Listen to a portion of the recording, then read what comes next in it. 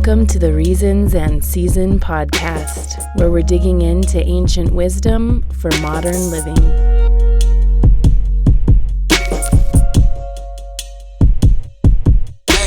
We're meeting here in the season of winter, exploring all things water element. Inner listening, stillness, contraction, courage, and vitality. Check out the full digital interactive magazine platform at reasonsmag.com. Dive deep with experts in the field of seasonal living, lifestyle philosophy, food as medicine, kitchen herbalism, and the expression of art and culture as a vehicle for elemental existence. Lullabies in your left ear. Love's lullabies in your left ear. Love's lullabies in your left ear. Lukewarm lullabies in your left ear. Plays perfectly. Love's lukewarm lullabies in your left ear. Plays perfectly. Lukewarm lullabies in your left ear. Plays perfectly. Lukewarm lullabies in your left ear. Plays perfectly. This episode will explore the purpose of DNA and the role that antioxidants play in the health of DNA and longevity. We have special guest contributor Ken Swartz, who is the founder and chief scientific officer of C60 Purple Power. C60 Purple Power is a super antioxidant that works at the cellular level to reduce oxidative burden and support a healthy immune system and inflammation response.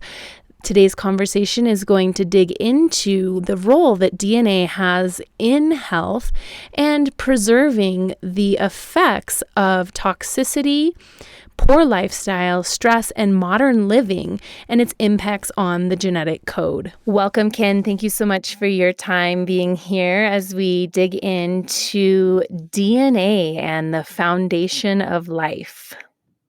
Glad to be on. Happy to be with your listeners.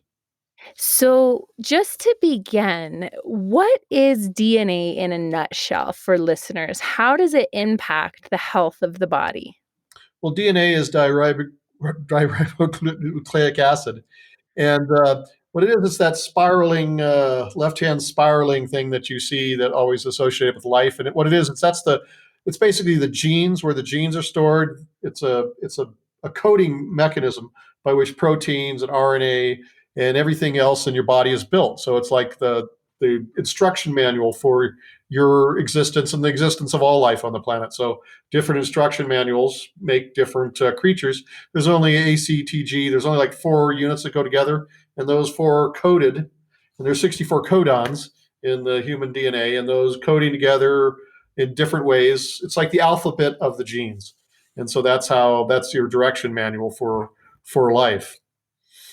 So essentially, it's like a blueprint. So when we look at water element energies and the jing of the body, kind of these alchemical structures that are the underpinning of all of the different maturation factors of how our body grows and evolves. It's, very much getting at the same concept, although the ancient Chinese might have not called that DNA. It was that blueprint that is inherited and brought through that drives the function of all cells and all development.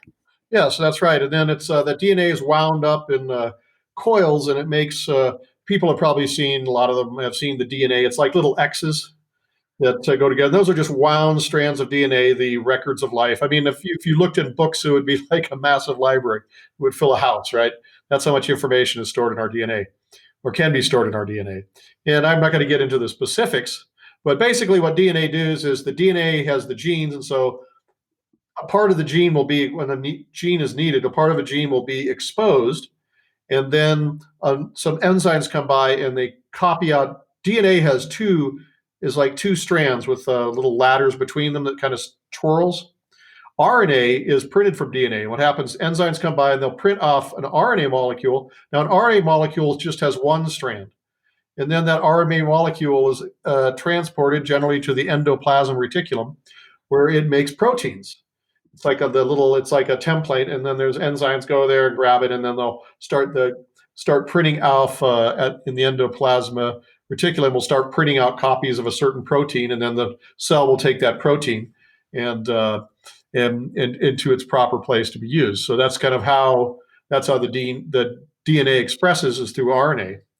And It's like the messenger, the RNA. yeah, So it kind of takes that information and then drives it into the cell, and then the cell has the information and knows what to do with itself. yes, and so that's how it's stored. Now, and on the end of chromosomes, those little X things that you'll see, like humans have 46 chromosomes. That's what we have. Interestingly, all other primates have 48. And at the end of the chromosome, just like if you had a really thick rope, it kind of would get kind of fuzzy at the end. So at the end of the chromosomes are these things called telomeres, and they're just repeating DNA sequences that kind of wrap the end of the chromosomes up so that they don't unravel and fall apart. Because if that would happen, the cell couldn't reproduce itself. And so the telomeres are kind of like one of the main biological measurements of age. And so every time your cell divides, a little bit of the telomere goes away until about after 50 divisions, your telomeres are so short, the cell can't divide anymore. And at that point, it's called senescent, and it's a zombie cell. And in the natural process of things, it undergoes apoptosis, which is programmed cell death. And then the cell is replaced with a new stem cell, which has a full set of telomeres. And that's sort of how it works. Now, the thing is, like, ideally, every time the cell would divide, you'd only lose like 20 of those telomere units. But that's not what really happens. If you've got a lot of oxidative damage or just living, you usually lose 50 to 100 units. So that's why some people don't live as long as others, especially are under toxins or stress or bad lifestyle choices. These people die, quote, early, whereas other people, like Seventh-day Adventists who don't drink, who don't smoke, who eat vegetarian, very healthy, live a long time. And that's basically caused by oxidative damage, which causes more telomeres to come off the end of the chromosome every time the cell divides. So it's almost like the telomere is like the hourglass that Yeah. says, time is up, Yeah. right? And you want to minimize the oxidative damage in your cells, or radical oxidizers, right? Your cells to make so your telomeres last as long as possible.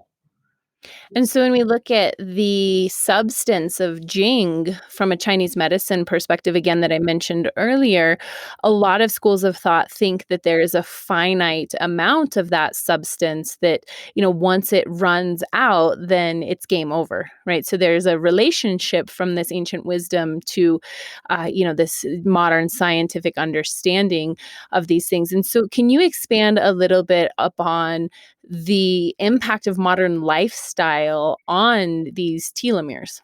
Oh, well, it's huge. And the bad habits have a historical record.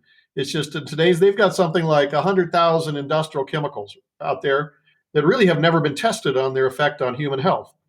And so they're out there in the environment. You've got in the air. You got the air pollution. You've got increased ionizing radiation, whether it's the ozone layer getting thinner or nuclear fallout. And it's just, and then, or 5G stuff. That's all, even though that's non-ionizing radiation, that rips open that 5G and other microwave frequencies jam open various voltage gated channels in our cells, and that allows calcium to leak in or leak out, depending on where the case is, and that causes, of course, oxidative damage. So you just have all these insults, and so the more oxidative damage you get, the shorter your telomeres will get each division, and so the faster you'll age, basically. And so then we lay that on top of things like burning the candle at both ends, or even, kind of, which will bring us into our next discussion, some of the constitutional weaknesses or issues that we might, have inherited or been born with, poor diet, any of these other kind of modern challenges that we face. And that's where we're seeing, I think, a lot of aging is not very graceful, and there's a lot of belief systems in our society and culture that, you go over the hill and then things are going to start to break down. You're going to start to have pain. They're going to stop working, and you have less satisfaction with life. Yeah, that happens, but that's a cultural perception from a culture of bad diet, bad health practices, excessive substance abuse problems, and generally not smart living. I mean, if you're going to live ignorant, you're going to suffer. I really appreciate that you brought that up, not smart living, because one of the things that we've been looking at with the Reasons and Season project is really turning to nature to look for the wisdom of how to return to the knowledge of how to live and be in our bodies, how to move through rhythms, how to eat seasonally, how to, move with presence and awareness in our bodies and in our lives and even with our creative energies. And, all of that knowledge is innate within us. It's available to us, but it is really the social beliefs and the attitudes and the expectations of our culture that essentially limit people from breaking out of the boxes and living lifestyles that are a little bit different. But here we are, 2020, so much has changed in our world. And, people, I think more than ever, are beginning to wake up to a little bit of this knowledge, wisdom, and understanding. Well, I think a lot of people are cut off. I mean, if you look at they don't live in a natural environment. Most of our ancestors were farmers or some other people that lived basically with nature and lived off nature. And so they had a deep connection to it. But today, people are living in their apartment blocks and, suburbia land or wherever it is. And they really don't have a connection with nature anymore. Yeah, I remember just hearing that story. I had a client of mine that was dealing with some very obscure endocrine disorders that was going to many doctors that were telling them, they couldn't figure out what was going on. And they came in for body talk. And what came up was they were living on the 30th floor of an apartment building above the news station in Denver on a very busy street. And their cellular body system had no sense of what grounding was. And they were essentially being like baked in these waves from, the TV station, and they had no way to ground it. And this was causing the program of their cells to essentially malfunction, which was creating the underpinning of this endocrine dysfunction that they were facing. And for me, the prescription was get your feet in grass and, begin to actually get grounded. And they looked at me like, what do you mean put your feet in grass? There's no grass. There's nothing available for me to do that. And I said, well, if you walk a few blocks, I'm sure you could find some. But then there's the excuse of, well, I don't have time for that. And it's, so interesting what we trade for lifestyle, normalcy, so to speak, for our health. Oh yeah, there are a lot of babies that have colic and they can't ever be, taken calmed down. They find if they just put them on the grass and they ground, it goes away. Pow! They just needed to be grounded. And when you ground, then you get a negative charge in your body because the ground is negative, and then you hook with it, you ground it, and you're negatively charged. Well, a lot of times, if you're not that, you get a positive charge in your body. And that's bad because, the positive charge in your body is going to affect all the charges in your cell because your cells usually have negative charge on the outside and positive charge on the inside. So it jacks all the cellular voltage potentials. And yeah, you have bad health. I actually sleep with a grounding pad, and I should have one in my office. Sleeve it though. So that's something. Yeah, people should look into grounding. Yeah, Dr. James Oshman did some really wonderful work on the science of grounding. And, it's very, very simple stuff. And it's actually innate. And, it's known through indigenous cultures. So it's like super simple things that become these prescriptions for lifestyle medicine that people can start to tune back into their natural rhythms and maybe getting a different way of becoming more connected to nature. It's such a powerful thing and so simple. So we've talked a little bit here, Ken, about lifestyle, the time frame of, the natural function of cells and DNA, and kind of the finite or not so finite potential based on our lifestyle. Talk a little bit about genetic determinism versus epigenetic factors. So for our listeners, if you could define what is genetic determinism and what is epigenetic factors. Okay, well, genetic determinism, that kind of goes like Darwinian, why you have, let's say, brown eyes or blue, or your hair is, black or blonde, or, or just, and those are what genetic determinism. You got the genes, that's going to happen. Now, there's another thing, epigenetic. Now, there used to be a guy named Darwin is kind of in that way, and they always talked about it. Then there was another guy that he observed stuff. His name was Lamarck, and they call it Lamarckianism. It used to be like the badge of dishonor, and you were a terrible person, because he observed that life, that the environment the creatures lived under, the next generation would be modified. And of course, the genetic determinists said that's impossible, blah, blah, blah. But then they discovered this thing called epigenetic factors. It's methylation.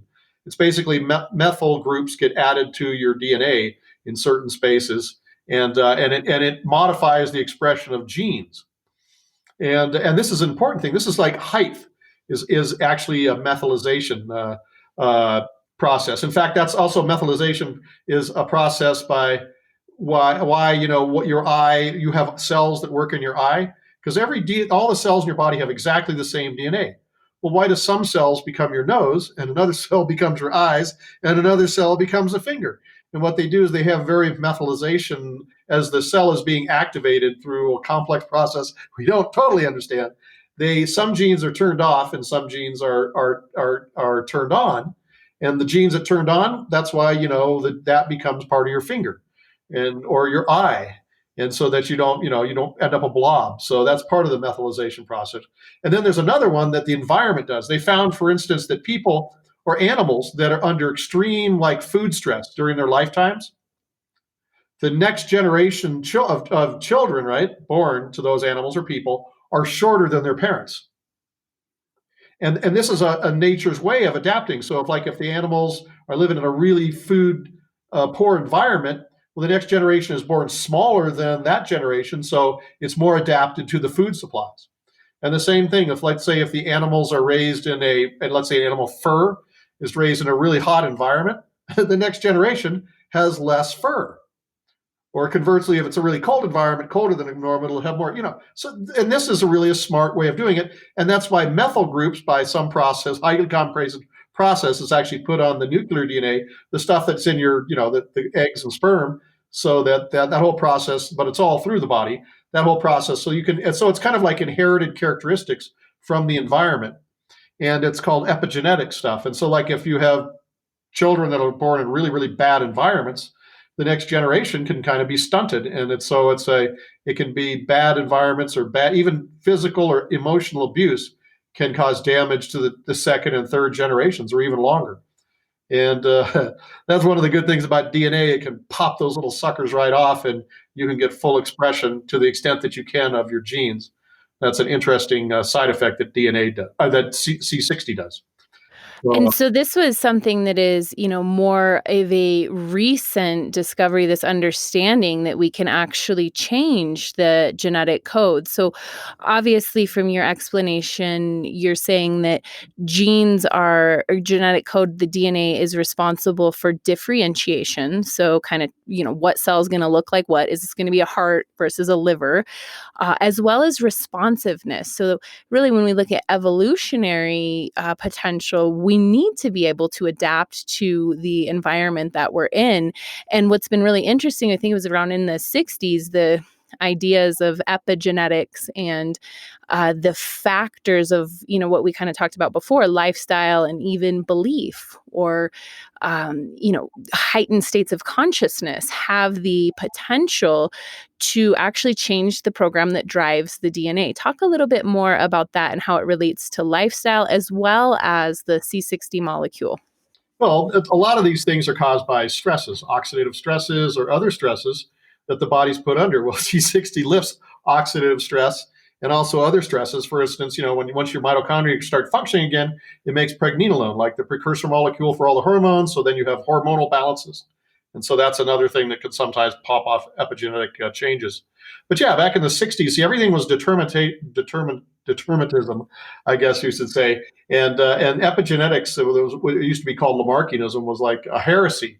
You'd be scientifically burnt at the stake. Of course, now it's accepted. I think in just the last 20 years, for centuries, people had seen this, and yet there was no mechanism. So that anyone that would bring it up would be condemned as a heretic, a scientific heretic. But finally, with modern genetic testing and methylization studies, we found, whoa, there actually is this process called epigenetics. And so it's really important. So literally your thoughts can affect your genes. Not only can your thoughts affect your genes, your thoughts can affect, your descendants' genes down the lines.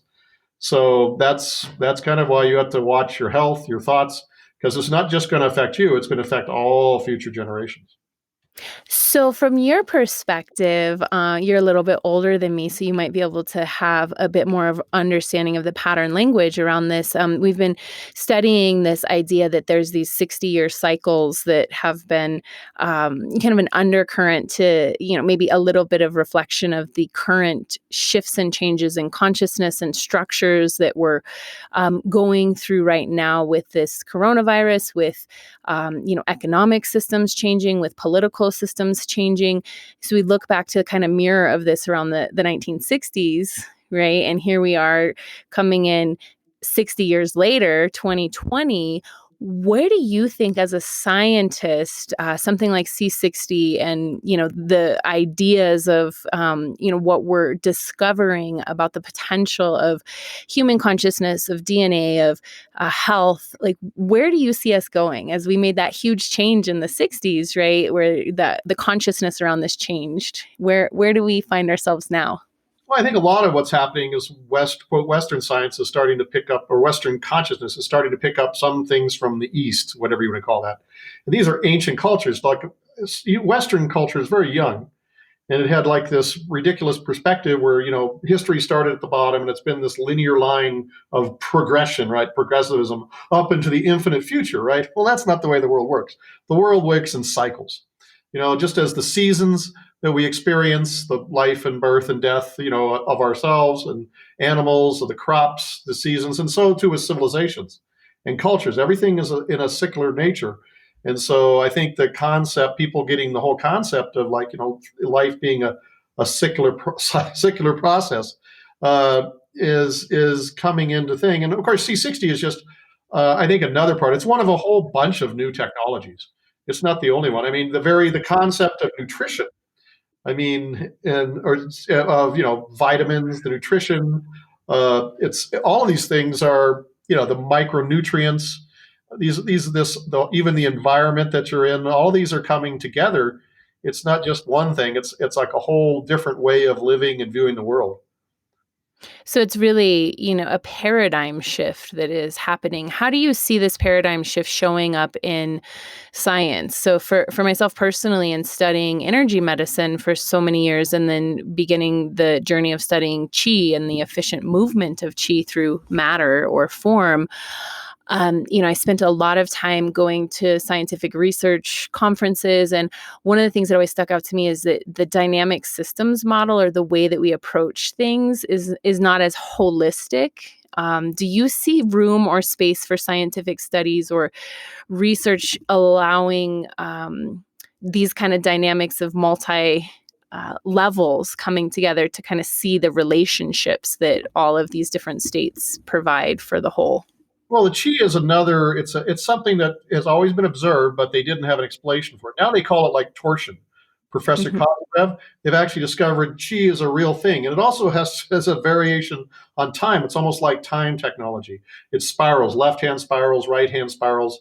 How there's the chakra spiral. It's the whole chi process, and so it's actually turning into real scientific device. I mean, in the 50s and 60s, the Russians or the Soviets at the time developed all kinds of technologies: healing machines, herding machines, communication technologies. I can communicate from one side of a mountain to another through rock, or inside of a mountain or under the ocean through chi communication stuff, which they call torsion. So yeah, it'll be like as electricity. Where we're in the stage where Ben Franklin and electricity, we're in that stage with chi or torsion energy or whatever you want to call it. We're just in the Ben Franklin age. And in Mm. the future, in the next 2 centuries, that chi, prana, torsion, whatever the same name is of this life force energy, will be the new electricity, and it'll transform our lives just as much as electricity has in the last century. Chi energy, that stuff will transform the technologies in the next century. Listeners, you've been hearing from Ken Swartz, the Chief Scientific Officer and founder of C60 Purple Power. C60 is a super antioxidant that works at the cellular level to reduce oxidative burden and improve inflammation response throughout the body. C60purplepower.com can give you all of the detailed information you need to integrate this amazing tonic formula into your overall healthy lifestyle and assure well-being at a cellular level. Be sure to check out reasonsmag.com for the full digital interactive experience delving into seasonal living centered around food as medicine, kitchen pharmacy, philosophy, art, and culture. We're going to take a quick musical break as we explore the descent towards the equinox and hear from John Coltrane, Equinox.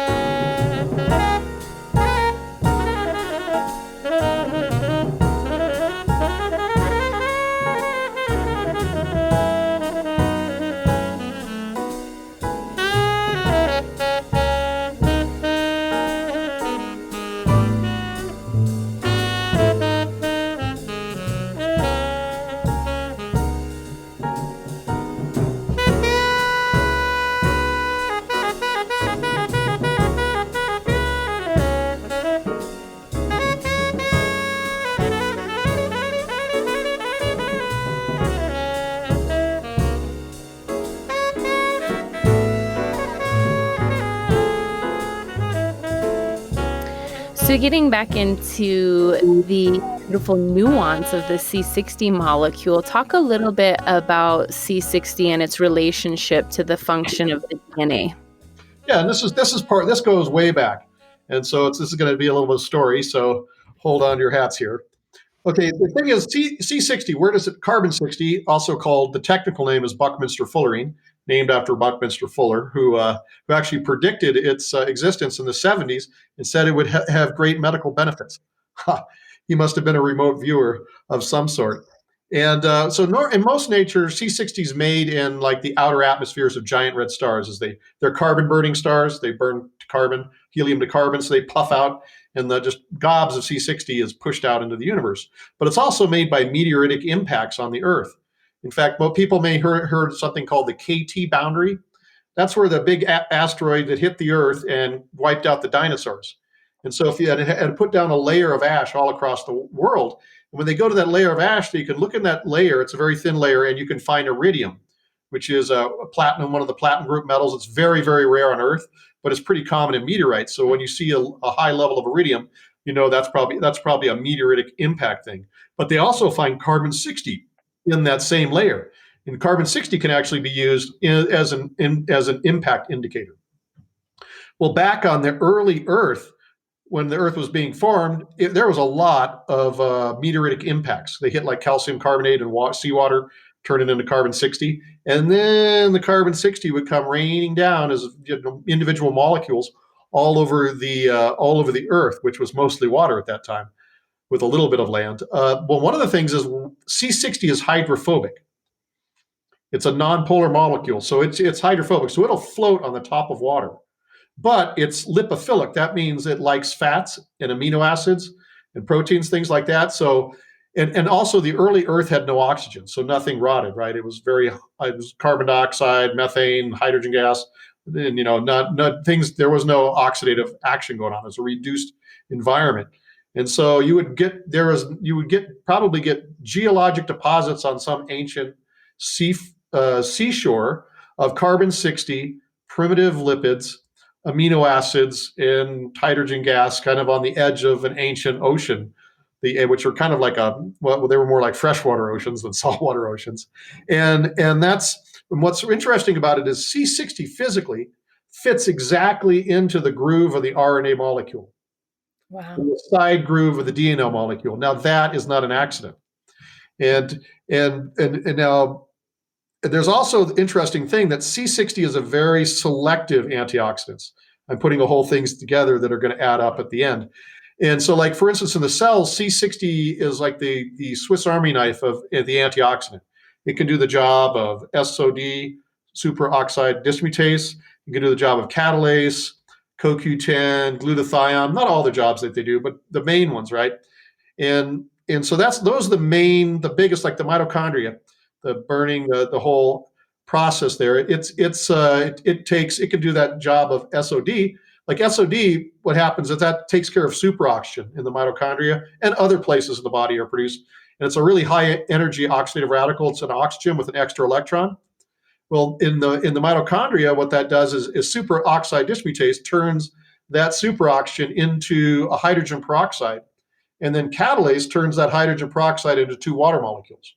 Okay, when C60 is present in the mitochondria, it actually turns superoxygen back into oxygen. It takes the electron, puts it onto a hydrogen ion. Well, it's a hydrogen missing an electron, and then the oxygen goes back into the Krebs cycle. So that's why athletes who take C60 see, well, it's like I have more energy than ever. Well, you actually do have more oxygen than ever because C60 is recycling the oxygen rather than having it turn into water. So that's an interesting thing. And so what's interesting is, so they've given test animals 10,000 times what a person might be taking of C60, and it had no toxic effects whatsoever. That's because C60 doesn't interfere with any of the signaling molecules the cells and the body uses to communicate with each other, like nitrogen oxide, and there's other signaling reactive oxidative species based on iron, zinc, and sulfur, right? So your body actually uses these oxidative species as signaling molecules, communication between the cells and within the cell. C60 doesn't interfere with all of that. That's why you can take 10,000 times and not have any negative effect. Now, if you did that with vitamin E or vitamin D or vitamin A, you would die, or any organism would die if they had 10,000 times the levels that. But C60 doesn't do that. That's because C60 was probably the original scaffolding upon which RNA and DNA chemistry became. That's why it fits in the groove of the RNA molecule, because it was the scaffolding that the RNA molecule evolved from, and that the DNA molecule was evolved in. And so C60 was probably life's first antioxidant. And then all the antioxidants life developed, like SOD, catalase, glutathione, CoQ10, and the others, were developed by the cells as replacements for C60. And of course, but C60 never interfered with signaling molecules, because those signaling molecules were being used because C60, they became the signaling molecules because C60 didn't neutralize them. And so there's really just huge amounts of evidence that C60 was sort of like the original antioxidant of life and the scaffolding for RNA, DNA chemistry to exist on Earth. That's why it has no toxicity at virtually any level. So what a fundamental substance really to, as we were talking about the changes that we're facing, being in this like kind of revolution of consciousness and evolution of understanding the dynamics and the underpinnings of health, what a phenomenal timing for this molecule to be emerging as more available, more conversations, more explorations, that really may be a huge solution to the potential of our ability to evolve through this insane toxic wasteland that, we have created on Earth. Oh yeah, and it has other what people would call spiritual effects, which modern science is so quote primitive. So modern science has never explored the science of spirituality, of those higher realms and things. They don't even accept their existence because it's a very limited. It's a joke of a science, really. Science has so far to go, and because religion filled that void, and so science Western science could never explore that zone. Now it can, but and that's like, for instance, people that take C60, the synchronistic events in their lives increase. Their ability, to things just match. Everything matches better. And like people that take C60, that like they're bad people that take C60 stop being bad. Now, some people might just say it's improving their brain chemistry, which probably certainly is happening. But there appears to be some more spiritual effects. Like we have people that are dowsers and psychics and remote viewers, and they say when they take C60, it's like the static goes away, and whatever their quote psychic art is, they can do much better. And something like remote viewing is a science. It's it would people call it woo woo before, but now it's just solid, and you can't deny it doesn't exist.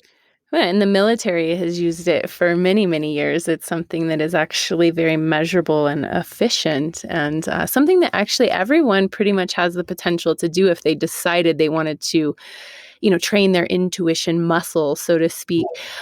So what's interesting to me, taking C60 and working with it for athletic performance, but also for mental and spiritual purposes as well, is I keep coming back to, asking these questions of what's changing for me, what do I feel, these synchronizations and integrations that seem to happen in my physical body as well as in my consciousness.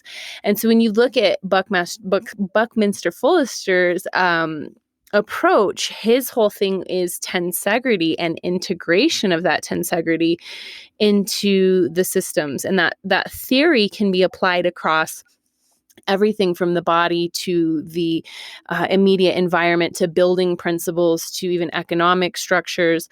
What is your feeling on the actual organization of the molecule as kind of a system that supports like building like, kind of building integration in all these different facets of the body that C60 does? Well, I think C60 it was the quote the original antioxidant of life, but it went away after the meteoritic impacts went away, and life had to develop other ways. But when you take it, that's why the cells can recognize it. It can go right into the mitochondria. It's uptaked by the cell, goes to the gut blood barrier, brain blood barrier, goes right into the cells, and I'm not quite sure exactly how it gets. We're still working on how it gets into the cells, but the cells actively uptake it, and we're not exactly sure. We're working on figuring exactly how that happens. But they uptake it, and then they pull in the mitochondria. The membranes, cellular membranes, can just encase and pull C60 in. Mitochondria membranes just encase and pull C60 in. Then it goes into like they're drinking it up. Yeah, exactly. But they'll pull it all the way into the matrix, which is like the central core of the mitochondria, where all the DNA and a lot of the other chemistry is. So they know how to use it. It perfectly integrates into the system, and that just as there's two things in our modern environment. We have so many toxins, and when those toxins break down, they make oxidative radicals, and then it's the oxidative radicals that do the damage. Well, C60 neutralizes those oxidative radicals, and so they don't do damage. But also, as we age, a lot of the natural antioxidants our body produces go away. And so, like for instance, a lot of people, they have all white hair. They take C60, it starts coming back salt and pepper. That's because C60 can help neutralize the hydrogen peroxide, and which is actually what's bleaching your hair white. And so it's your cellular chemistry is improved.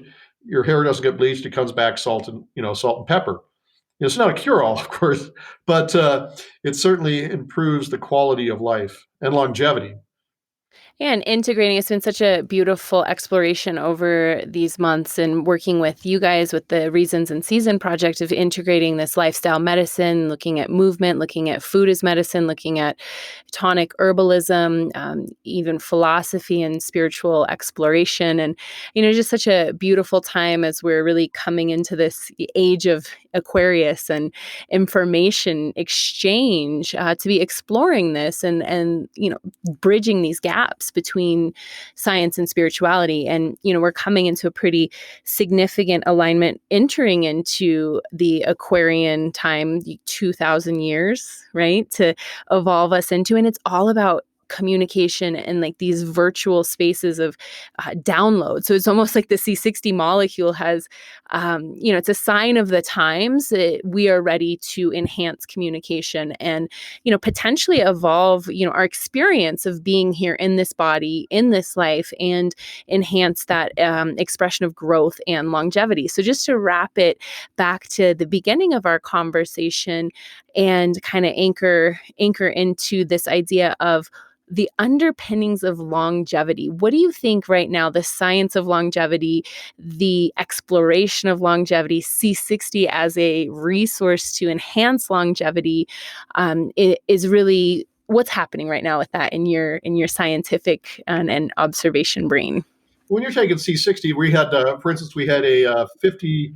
Let's see, he was at the time, 53-year-old, okay, a 54-year-old, and he took C60. Before he took C60, he was 54.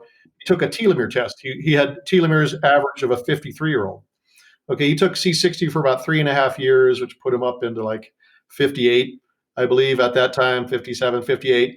And he took another telomere test after taking C60 for 3.5 years, and he had the average telomere length of a 38-year-old. Wow. Because one of the things that happens when you take C60, if you have senescent cells in your body, those are just zombie cells that aren't doing anything. The C60 will actually, when it reactivates the mitochondria send out little messenger chemicals to the cellular domain cell's DNA. And if it doesn't get the right message back, the mitochondria will cause apoptosis, which is programmed cell death.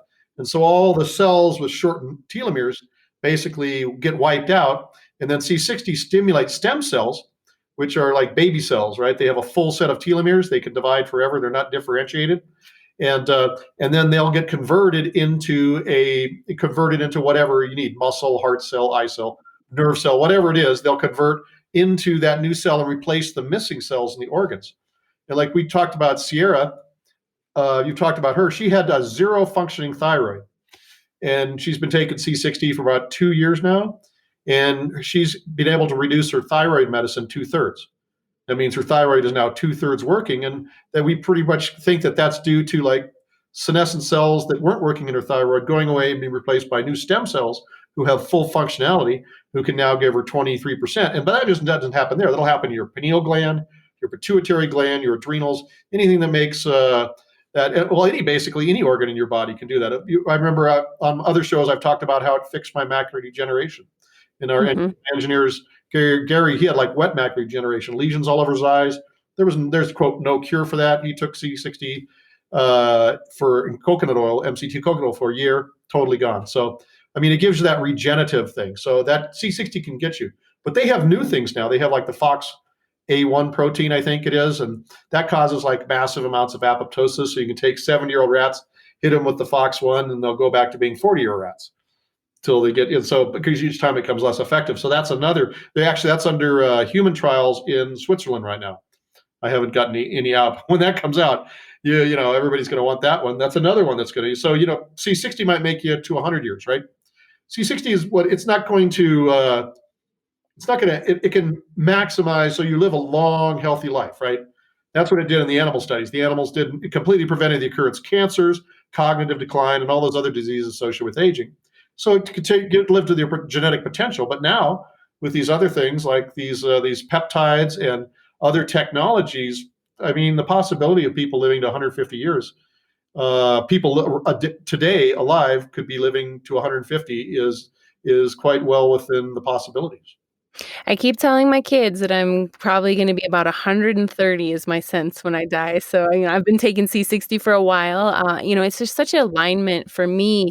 I don't recommend a lot of products to clients, it's something that I definitely have to have a very clear understanding of it and, use myself or even my family as a guinea pig before I recommend things, and, C60 was so innate and easy for me to recommend to people because of its tonic support, because of its the nature of it, and even just understanding, the science behind it. And, what an exciting time for us to be alive, really looking at coupling some of this ancient wisdom and knowledge around right living and practices that expand us to our full potential mentally, psychologically, and emotionally, and then having the physical vehicle within the body tuned up essentially to carry this frequency. I think, I think of my children and being able to be exposed to things like this and what potential they will have to solve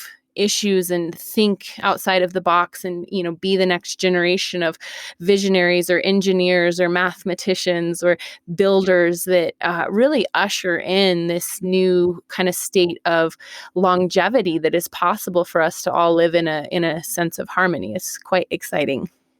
Yes, I think that's it. We'll also start seeing that feeding over into the political and social realms as well. As We can get everyone on a C60 drip. yeah, we need to get all the politicians have to take C60 so they stop being bad.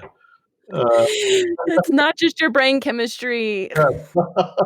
So yeah, there's all kinds of possibilities there for the future. But and I want to say something. C60 is an adult choice, right? And it's not. It's something that's it's supportive. It's preventative. There's probably, I don't know, some adjectives like that. It's not going to replace, you have to take control of your own health. And that means a lot of things. You have to have the right nutrition, right? You need to work hard. Like, for instance, if you eat organic, they found just eat organic fruits and vegetables, within 2 weeks, 90% of all the herbicides and pesticides leave your body just after 2 weeks of eating organic. So that's really important. So getting good nutrition, taking a multi-supplement, a lot of the fruits and vegetables that we take today and other things, they're deficient in the minerals and nutrients you need. So and then of course getting enough sleep, getting enough exercise, not living in a toxic environment. Like your friend is living on the 30th floor right next to the radio tower, right? That's a bad idea. You have to. Nobody's going to take care of your health except for yourself. Your doctor's not going to save you. Nobody. I mean, you're in charge of your own health. You've got to step up to the plate, and you've got to go out there and research. And don't take my word or else's word or anybody else's word for anything. Go out and do the research yourself. Learn and get the understanding yourself, and then it's with you. They can't take that away with you. You have that skill now. Right. And, recognizing that empowerment and that capacity to make it a priority, I think in the spirit of water element season that we're in the spirit of genetics, in the spirit of, the sands through the hourglass and the beautiful amount of time that we do have here in this human form, in this vehicle, why would we not want to make that a priority to keep it as nourished, as elevated, as pain-free, as open and full of potential as we're designed to make it? And, what a wonderful thing that it's, again, been working with the C60 company and advocating for this lifestyle medicine that couples all of these things that you just mentioned, and then supporting, and offsetting some of the environmental and structural challenges that all of us are facing. It's just such a phenomenal thing to help us really get to that level of enhancing and preserving the vital essence of the body. Yes, that's what we need to move forward. Yeah, if your listeners would like to learn more, you could go to c60purplepower.com. And if you do add /science or /research, it'll actually take you to a page where you can have like just dozens of scientific studies which can show you the benefits of C60. And C60 works, well, these are animal studies. Well, C60 works at the cellular level to improve cellular metabolism. And quite frankly, the difference at the cellular level between us and a rat or a mouse or a rabbit or something is insignificant. We all are the same at the cellular level. And so that's why, and you can go there and see the research. They do have some human studies on with human cells in test tubes and stuff, which have also been all positive. Well, cheers, Ken, to longevity. Definitely check it out, c60purplepower.com. Thank you so much for your time here today, and we look forward to continuing the dialogue towards health, wellness, and integration of our evolution. Listeners, be sure to check out the Reasons and Season digital interactive magazine at reasonsmag.com. Check out all the free lifestyle, philosophy, food as medicine, kitchen pharmacy, art, culture, creativity, and deep dive philosophy on the Reasons and Season podcast. Give us a like, subscribe to us on iTunes, Reasons and Season, and be sure to tell a friend, share widely, and help us grow building and creating a culture of wellness.